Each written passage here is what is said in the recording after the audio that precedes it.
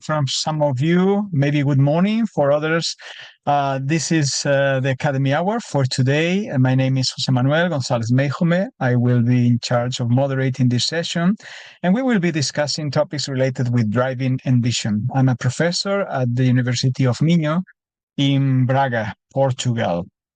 So, well, just a reminder, we are very, very close to our next annual meeting that will be held in Helsinki with the cooperation of our colleagues in Finland from NAIRI Association. So hope to see you there physically and have a chance to have a coffee, a tea with all of you. So the goals for this session are, well, thinking about this connection between driving and vision, and try to, well, in a very brief time, set kind of how the state of the art is, what is being done in research, how active it is. We won't go very detailed on that field, but to give you a sense of the much of work that is being done in the research in vision science, and of course, optometry and optics connected with driving. Finally, we will have discussion. Of course, this is what we want from all of you, to get your feedback through the poll of questions we will share.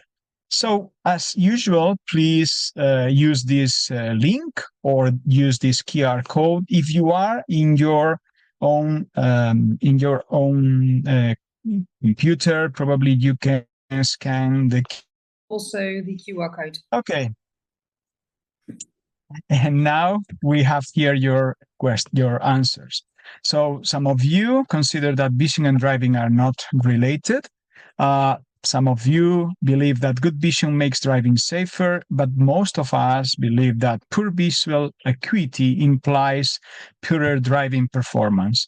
But should be also all the way around. Driving improves visual performance as a kind of a training. Well, in the first part, we are pretty sure that for driving and driving safely, we need a good vision. That is something that we all understand.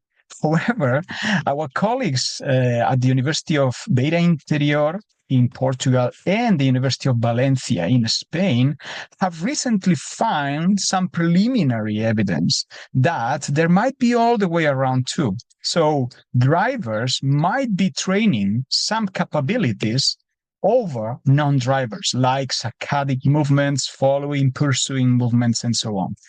Okay, this is just a paper. This is just the beginning of a story that should be better understood, and the research is going on that way. But this is something that I believe surprised most of us in the first place.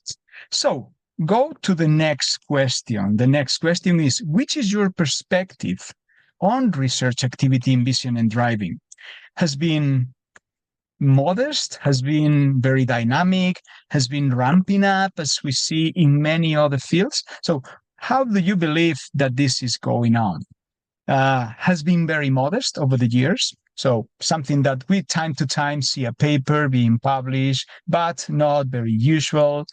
Has been stable over the last 2 decades. So with a certain level of research, but not much increase recently. Has decreased recently during the last decade, or has increased exponentially. So what do you believe? Well, this is your feedback. Most of you consider that has increased exponentially during the last decade. And this is the pattern we see in everything. In every field of research, we see this ramping up. I won't say this is an exponential growth. Probably this is a significant increase, not an exponential growth, okay? But it is something very, very relevant. So we see a steady increase ramping up very quickly over the last decade, okay? So there should be something around the corner, maybe new methodologies for vision assessment, maybe new regulations, maybe new thresholds for safer vision. We will see that not everything has been said regarding the connection between vision and driving and vision. This potentially bidirectional relationship might be also explored. When we find for the words driving and vision, this is the pattern, but you will see many papers in these 2,300 that are not connected. If we refine a little bit more, driving, road, and vision, we find the same pattern with a significant increase, much less papers, but the same pattern of increase.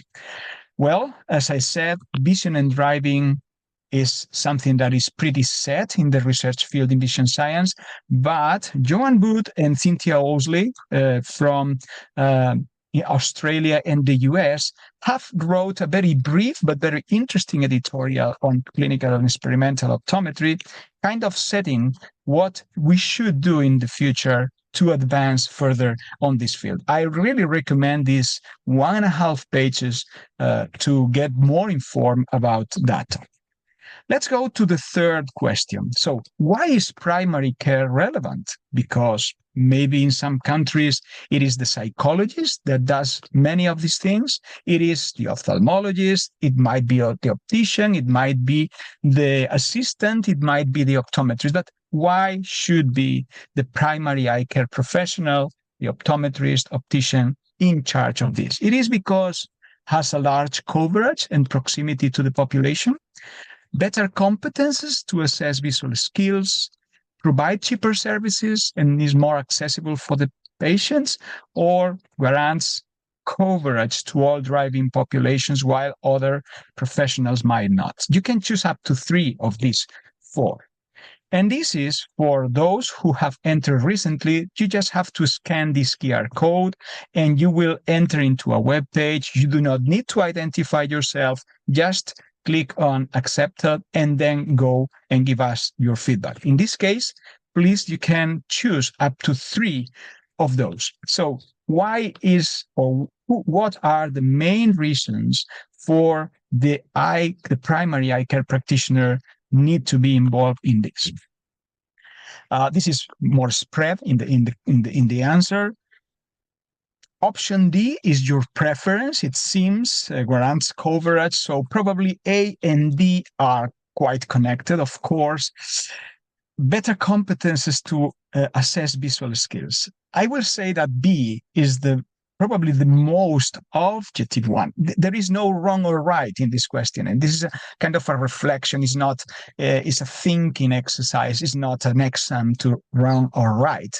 But I believe, and I truly believe, that the optometrist is at the core of the knowledge in optics, in vision, physiology, neurophysiology, to understand what is all around the skills that are needed to do good driving and to do safe driving for us as drivers, and for others that drive with us in the same roads, in the same field. So these are the first 3 considerations I would like to pose on your hands. And this is not to be a webinar. This is not to be class. We are also open to your feedback, to your comments. So please, anytime you want to participate, to give your input on the session, please do it. Go ahead, take the mic, open the mic, and just share with your colleagues, with all of us, your questions. This is one of the potential figures we might consider. There are about 1.4 billion around the world, 1.4 billion drivers. Maybe some estimates say that it might be 2 billion. So 25 to 30% of the world population, okay? Well, in some countries, it is maybe 80%, 75%. And this is the case, for example, of the US and Europe. So you can see these 2 numbers, and maybe 70, 60, 75% of the population is driving. And as the population gets older, of course, this is going to be the case. We have less children and adolescents under the age of driving, which is in some case 16, in others might be 18. So as we age as a population, we will have more and more of these drivers around. And this is the numbers of the eye care practitioners. So I put here on the left the number of optometrists around the world. So those optometrists, opticians, or other eye care practitioners with 2 or 3 or 4 level of practice in the World Council of Optometry classification against 200,000 ophthalmologists. So all of us are needed, either the optometrist, the optician, the ophthalmologist, but for sure, one of the reasons why primary eye care should be in this is because there are many, many people requiring first time assessment for driving, for getting the license, and many others every year renewing their license. And as we get older, we have to renew our license more frequently. So this is a demand that is going to increase. And the ophthalmologist alone cannot take cope of this. And I will say that their time will be better invested in medically and surgically practice than in assessing vision for drivers, I will say. So this is at least one of the reasons. My fourth question, and we are in the equator of the questioning, says the following. How many countries in Europe allow primary eye care to test driver's sight? Some of you might be tempted to say it's 100%.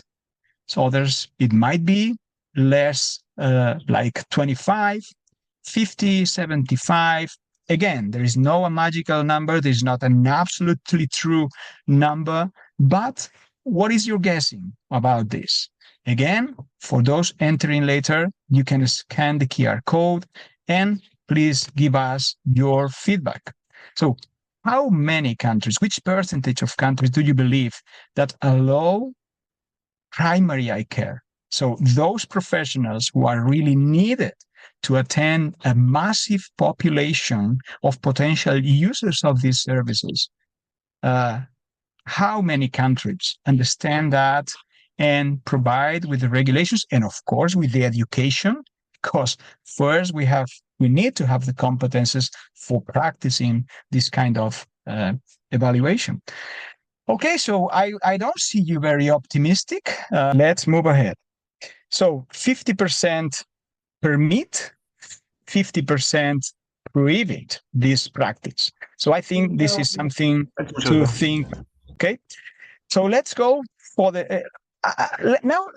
Let me ask you. So, how is the reality in your countries about this? Please tell me your feedback on this preliminary question. Is this okay? As you know from your country, is a correction to be made because this is information from the Blue Book from 2020 from ECO. So probably some information might be outdated at this moment, but how is in your country? Is one of your countries where is prohibited, where is no regulated? How do you deal with this on the daily practice? Someone to jump on the discussion?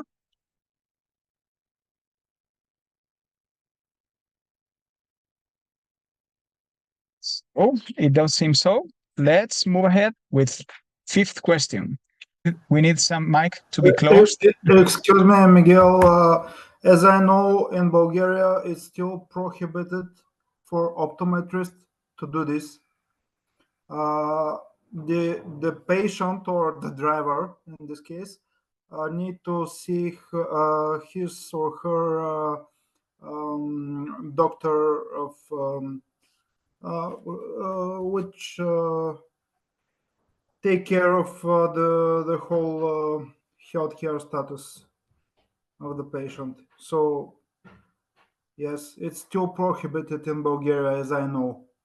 If I'm wrong, please someone to correct me. Something I was asking you if in Bulgaria, if you have the feeling that this prohibition impedes that the population have access to this driving assessment by the specialist, or do you think that the system works perfectly well despite of this, I will say, nonsense? What is your opinion? It has an impact or do not have any impact?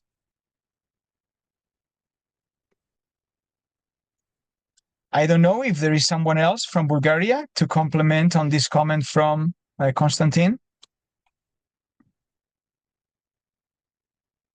Okay, so let's keep this question for later, and let's move to the fifth question.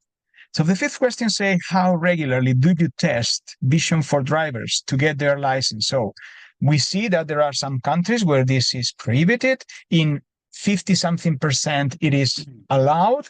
So which is the experience of the people in this panel? Do you do this on a daily basis? Do you do a few cases per week? Do you do few cases per month?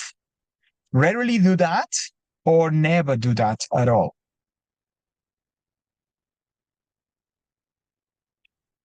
Okay. This is quite heterogeneous, probably is the reflection also of the heterogeneity of the reality of the profession across Europe. And probably the setting where you are, of course, depending on the socio-demographic structure of your population. So we have a wide range of cases. So those who never do that probably are those countries where this is prohibited. For those who do it on a daily basis, probably you are from countries where it is the eye care practitioner, the by default professional doing that. And when you do it rarely or a few cases per month, probably it is the case where, it is not regulated, it is not permitted, it's not prohibited, it's kind of a shadow or gray zone. Can you share us your experience on how this works in your own country? We already had a testimony from someone where this is prohibited. Is there someone in the room where the optometrist or the optician is the professional who does this by default? The Netherlands, the UK, Spain, Israel. I see here people from many, many countries.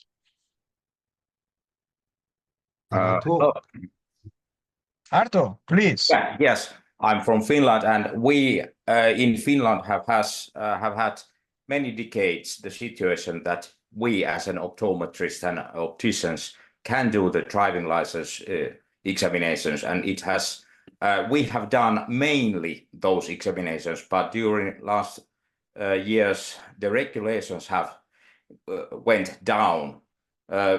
Nowadays it is not compulsory to do vision test when they got their first driving license.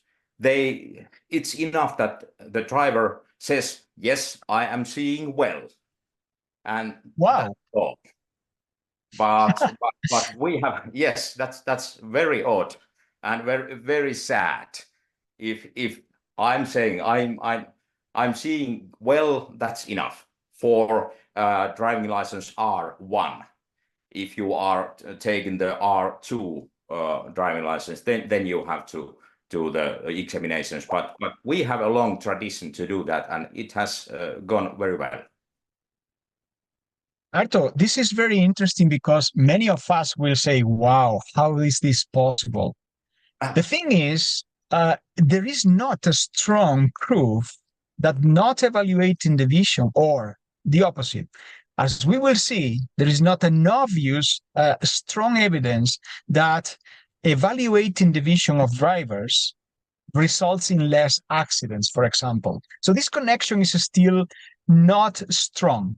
But of course, if the government establishes that the patient should make sure that see well and ask himself or herself, this is a crazy option. Either you do and believe that vision is not important at all and you don't care, or if you want to make sure that the patient sees well, you have to assess it. Because there are professionals that are trained even using subjective tests to get good information. But I will say that the subjectivity of the own subject, sizing, of course, the finished option, just making this, consideration. Either don't ask, don't care, there is, say, I don't care because there is not a strong connection between test driving and accidents, or if you care about that, you have to assess it properly. Okay, that is room for improvement for sure, all across Europe, north to south, as I can see. Good. Someone else want to jump on this discussion? Yes, I'm prepared to say something. Please. Here in Israel, the optometrist does the visual examination for driving.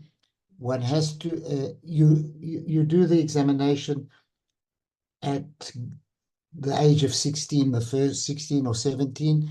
It is compulsory. You cannot continue and learn to drive until you give proof that you've had your eyes examined, whether you wear spectacles or not, and then you can carry on.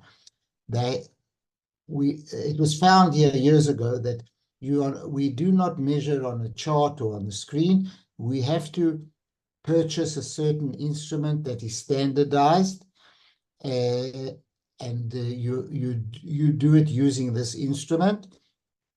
This way, if, for example, randomly they choose to check whether the optometrist is doing the exam or not, they can then call the patient or the new driver in to check on that, whether it was done properly. Because in the past, if you use a Snellen screen in your room, does one know whether the measuring of the vision was at 6 meters, at 2 meters, at 4 meters?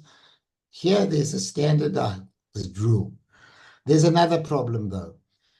Up till now, the next time you had your vision checked was at about 60, 65. The Ministry of Transport is pushing the age later and later, 70 and 75. So that means if you've had your eyes examined when you were 18 or 16, you don't have to have your vision checked again until you are over the age of 60 or 70. We, as the Optometric Association here, are fighting this, but we are not winning this battle. My argument personally is, here in Israel, you have to have your car checked every year, but you don't have to have your eyes checked every year. Thank you. Mm-hmm. That is interesting, and reveals kind of a deep lack of knowledge on how the physiology and the anatomy of the eye behaves in adulthood. So Absolutely. the way we have our vision at 18 says nothing about how it will be, or says very little how it will be Absolutely. at the age of 30s, 40s, 50s, 60s. Absolutely. Quite right. And this is our argument.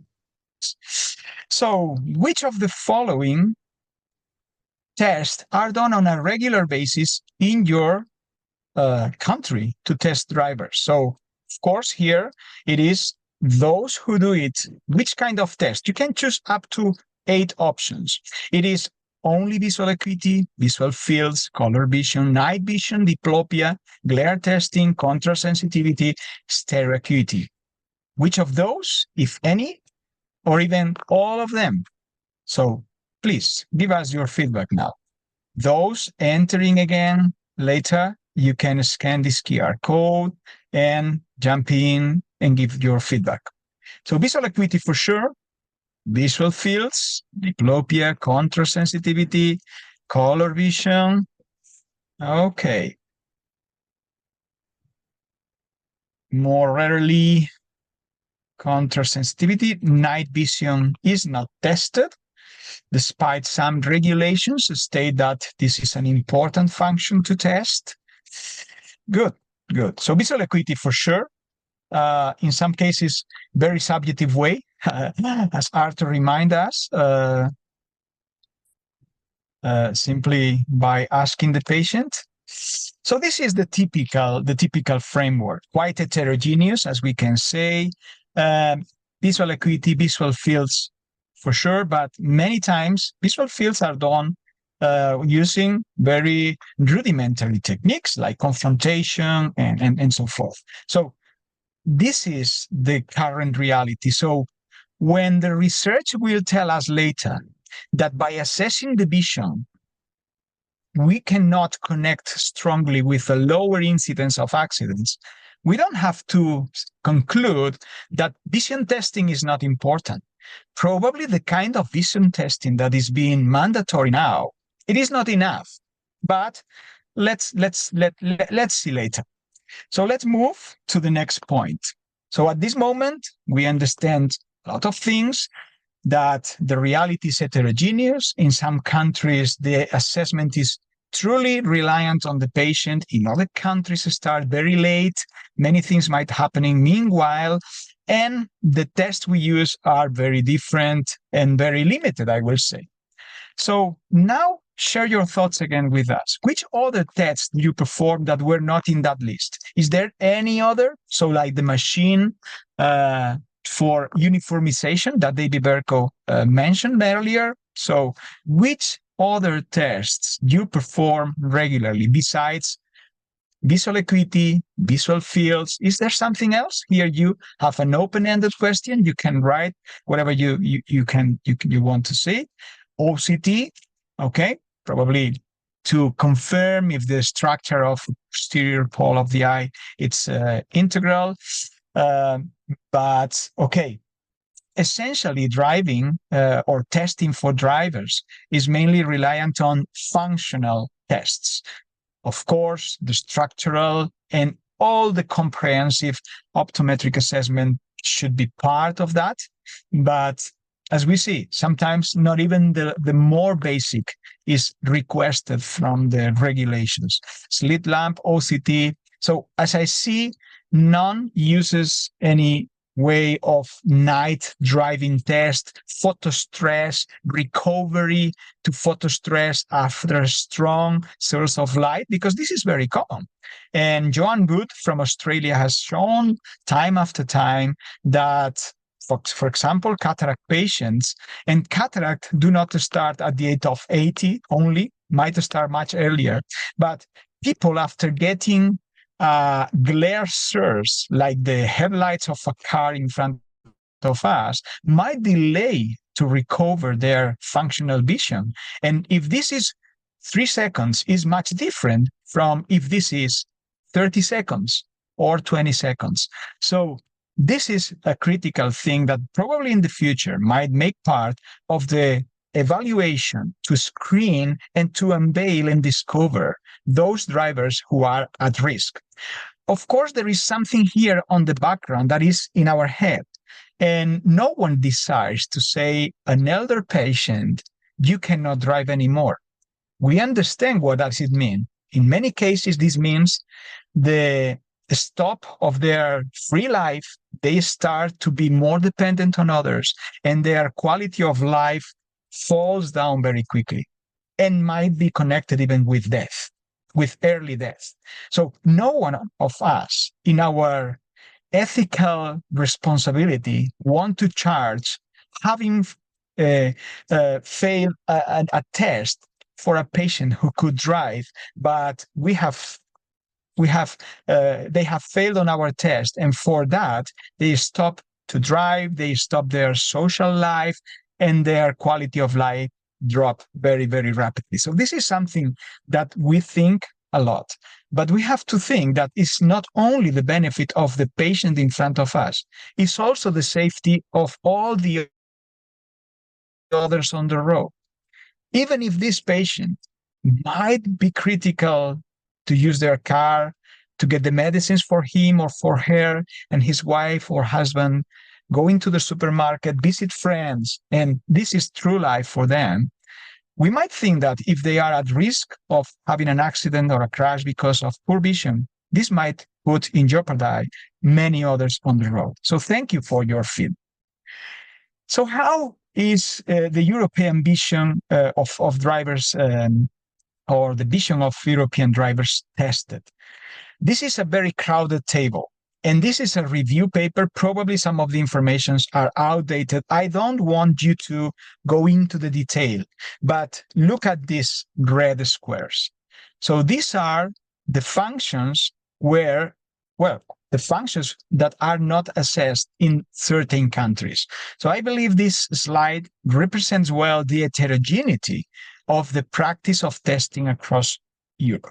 Okay, so this is a very, very important thing because Europe has produced regulations that should be transposed to the countries, and in many cases it has not been done, and even the regulations produced have to be much, much more improved. So this is only the European view, but others interested in getting the impression from other latitudes, you can go to this paper because you will have 71 countries and 50 states of the United States of America in a total of 193 countries, out of the 193 countries listed in the United Nations. So this is a huge sample. Of course, might have some deficiencies and outdated information, but clearly exposes the heterogeneity of the requirements for that.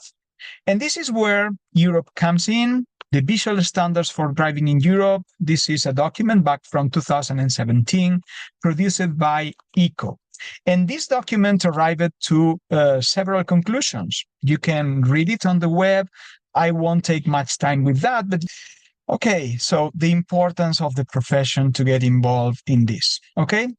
But it has been 7 years from that, and we are where we have been discussing. We are still with a lot of the final question, 8th question. Does it make any difference testing drivers' vision for road traffic accidents? So I gave you a glimpse of this topic earlier in the discussion. So no, there is no connection. The relation is uncertain. Yes, there is a relationship, but cannot derive causality. We see sometimes correlation between events, but it doesn't mean they are connected phenomenology from the causal point of view with each other. Or yes, the more testing, the less accidents. If we go to the literature, of course, the most intuitive answer, which is the last one, we can find papers making proof of that. So if you test more, you screen out people at risk, and those remaining driving probably do it in a safer way. But you don't need only to review those papers. You need to review all the papers around this topic. And when you do that, you find controversial conclusions. As I mentioned earlier, some papers do not find a connection between more testing and less accidents, because there are a lot of other covariants, confusion variants, variables on that connection. Imagine that there is a country that tests a lot and has very few accidents. But if that country has better cars, better highways, better roads, it is because they test more or because the conditions of driving are better. And this is very difficult to disentangle that. Again, we go back to the origin. There is still much work to be done in research. There has been an increase in the research activity around the field, but for sure, the option you got there, yeah, is correct. There is a relationship, but cannot derive causality. And for those who mark it B, it is also true. It is also according to what we have today in the literature. The relationship is uncertain or controversial. So option D is the more intuitive. So far, we have not get there to confirm that. But there is something that says the lack of evidence is not the evidence of absence. Okay, so the absence of evidence, we don't have the evidence yet. It doesn't mean it doesn't exist. Probably we are not looking with the right tools. We are not looking with the right experimental designs, but we need to keep investigating this.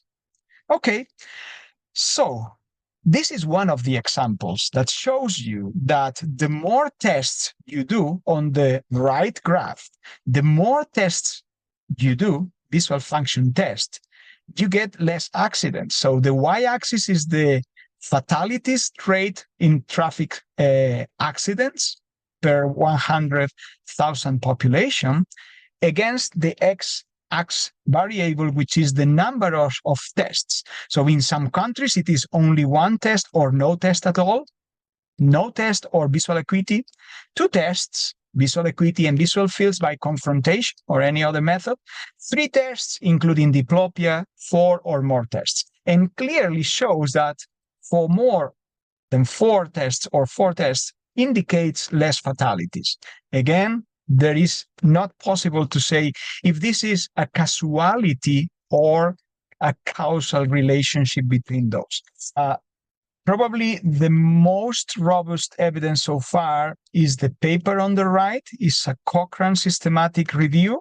As I told you before, we cannot be comfortable only with those tests that show that there is a connection. We have to review everything. And when we review everything, the evidence is weak and there is still insufficient evidence to connect more testing and fewer accidents. But this paper also said that probably we are looking not with the right tests. We don't need maybe to implement more tests. We need to implement tests and implement maybe other tests. So there is also here a call for more research on new methodologies to screen out those patients at risk. So finally, as a take-home message, I will resume on this. Driving and vision could hold a bidirectional connection. So probably good vision improves our driving capabilities, but driving is also maybe a good exercise for our eyes. We don't yet know that, but some authors are starting to find a potential connection on that other way around. Primary eye care is key for driving assessment, mainly because it has the perfect capabilities and knowledge to assess those functions and those structures, but is also closer to the population and to those nearly 2 billion people in need of getting this assessment done. Driver's testing is very likely to reduce the involvement in traffic accidents, but it is need to do more research to demonstrate this potential connection, excluding other confounding variables. Other functions besides visual acuity or visual fields might be better predictors of vision competence for driving. We are still doing that work to bring up with new and more convincing evidence in the future. Maybe if we have more convincing evidence, this should not be possible to be disregarded by the governments and by the regulators. So it is also on our side to demonstrate that this connection is stronger than we can demonstrate today. There is a need for developing more sensitivity testing and what to expect with the new micromobility paradigm, because we were talking about trucks and cars. How about skates? How about electric micromobility that is all around our cities? So the question here is not going to be only 2 billion people around the world. Probably in the next 20 years, we will have 3 or 4 billion people in need to get their vision tested because they are on the road. Even if not in a car or in a motorbike, they are on the road with other devices. Maybe in the future with planes that are also car and planes, helicopter, hybrid things around us. So this problematic thing that is unsolved yet has a lot of factors to be more and more problematic in the future. Well, after all these difficulties, and I say sorry for these problems with my connectivity, but hopefully we have passed the message. There is a lot of work to be done by lobbying and influencing the regulations, but also doing better research and more research to get better metrics. Follow the European Academy of Optometry and Optics. Please go and visit our new webpage. Stay tuned with the Academy Hour and other professional development platforms, and also with our social media. Do not forget that we will run an hybrid meeting from Helsinki in the 11th of May. And well, become a member, because with that, you can help optometry and optics to move forward in Europe and also around the world, because we are getting stronger and stronger, and the more we are, the stronger we will get. So visit the webpage, be a member, and continue supporting the Academy and supporting good vision for all Europeans. And hope to see you in Helsinki next month.